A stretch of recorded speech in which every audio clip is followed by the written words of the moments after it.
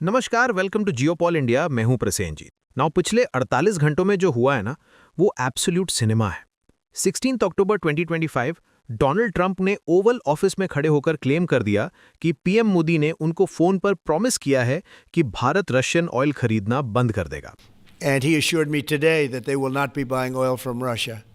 That's a big stop. And guess what, Bharat ने सीधे मुंह पर डिनाई कर दिया। मिनिस्ट्री ऑफ एक्सटर्नल अफेयर्स ने प्रेस कॉन्फ्रेंस में बोल दिया, कोई फोन कॉल हुआ ही नहीं, कल पीएम और ट्रंप के बीच में कोई बात ही नहीं हुई। जहाँ तक टेलीफोन की बात है तो उसमें मैं ये कह सकता हूँ कि मेरी जानकारी के हिसाब से प्रधानमंत्री और राष्ट्रपति ट्रंप के बीच में कोई बातचीत नहीं हुई कल। तो वीडियो को लाइक कर दीजिए, क्योंकि आज मैं आपको पूरी इनसाइड स्टोरी बताने वाला हूं, व्हाट रियली हैपेंड। ट्रंप ने ऐसा बिजार स्टेटमेंट क्यों दिया और इंडिया ने कैसे उसको काउंटर किया। नौ मैं आपको एक बात बता दूं, मैंने इस टॉपिक पर वीडियो बनाने से पहले 48 घंटे वेट किया, क्योंकि जब ट्रंप ने ये स्टेटमेंट दिया था तो पूरी दुनिया की मीडिया ने तुरंत कवरेज शुरू कर दी। CNN, BBC, न्यूयॉर्क टाइम्स, सबने आर्टिकल्स लिख दिए। मैं जानना चाहता था कि इंडियन गवर्नमेंट का इसमें क्या स्टैंड है, क्योंकि देखिए, आप ट्रंप के स्टेटमेंट पर डायरेक्टली भरोसा नहीं कर सकते। एंड गेस व्हाट, 16 अक्टूबर को MEA की वीकली प्रेस ब्रीफिंग हुई।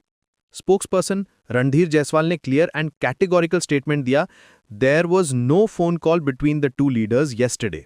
इंडिया ने अमेरिकन प्रेसिडेंट को डायरेक्टली कॉन्ट्रडिक्ट कर दिया। देखिए दोस्तों, मैं ये वीडियो पहले भी ला सकता था, लेकिन मैं आपको आधी अधूरी चीज नहीं दिखाना चाहता था, क्योंकि ये कोई छोटा इशू नहीं है। दिस इज अनप्रेसिडेंटेड एंड मैं आपको बताऊंगा why India had to do this. Now यहां पर आपको पूरा टाइमलाइन समझना होगा।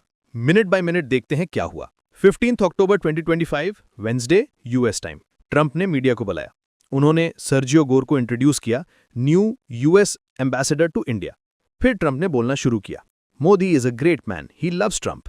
Modi is a great man.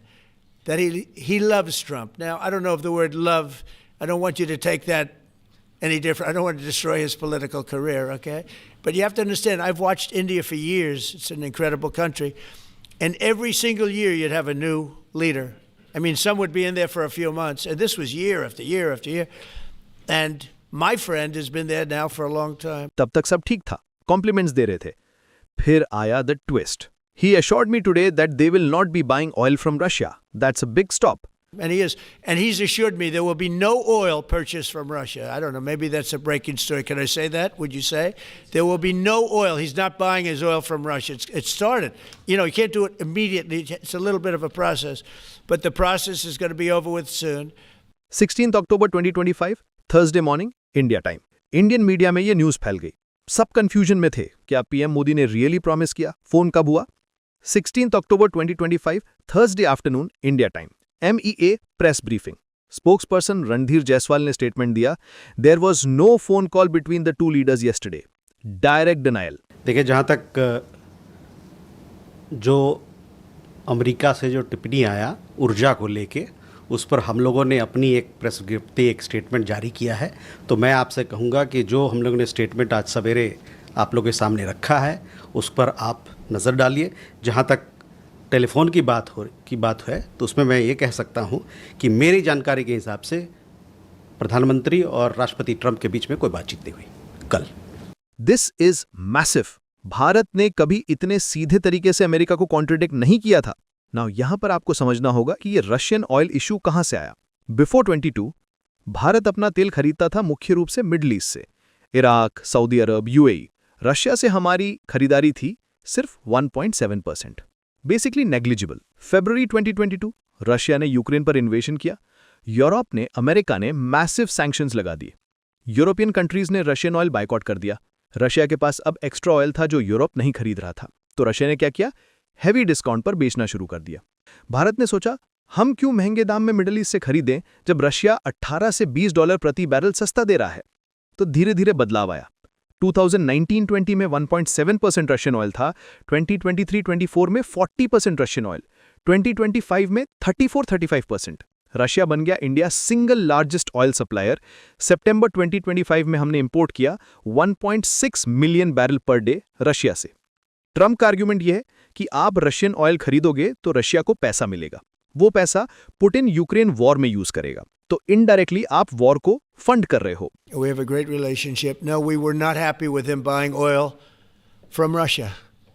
because that lets Russia continue on with this ridiculous war where they've lost 1.5 million people, by the way. Russia's lost 1.5 million people, soldiers mostly.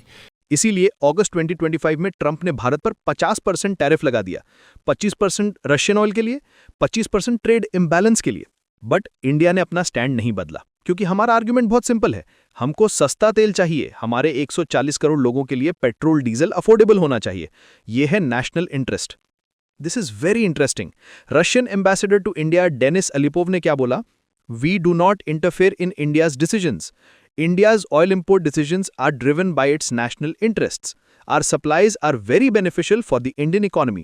Russia भी India का साथ दे रहा है, क्योंकि Russia को पता है कि इंडिया उनका सेकंड लार्जेस्ट कस्टमर है। US White House response.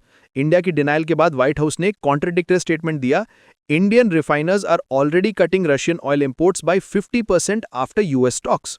ये स्टेटमेंट बहुत कंफ्यूजिंग है, क्योंकि इंडिया कह रहा है कि कोई फोन नहीं हुआ, व्हाइट हाउस कह रहा है कि रिफाइनर्स 50% कट कर रहे हैं। ट्रूथ क्या है? डेटा देखते हैं। नाउ सिंपल लॉजिक का यूज किया करो।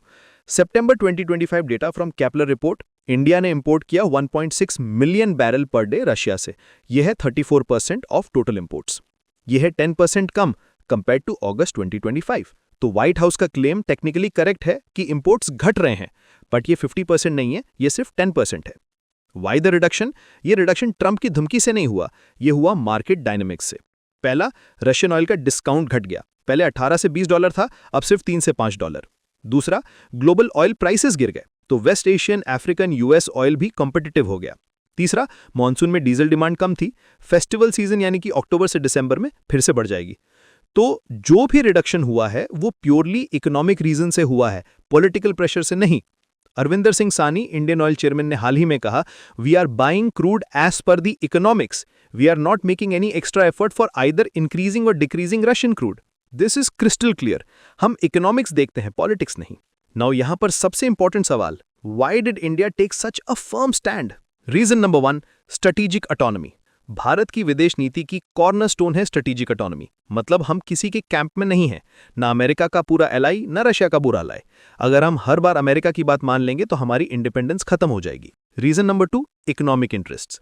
रशियन ऑयल से भारत की पेट्रोल डीजल की कीमतें कंट्रोल में रही। अगर हम वापस महंगे मिडिल ईस्ट ऑयल पर डिपेंड करें तो इन्फ्लेशन बढ़ेगा, आम आदमी की जेब पर असर पड़ेगा। इंडिया ने सितंबर 2025 में रशियन ऑयल पर खर्च किए 2.5 बिलियन यूरो। ये पैसा अगर मिडिल ईस्ट से खरीदते तो 3-3.5 बिलियन यूरो लगते।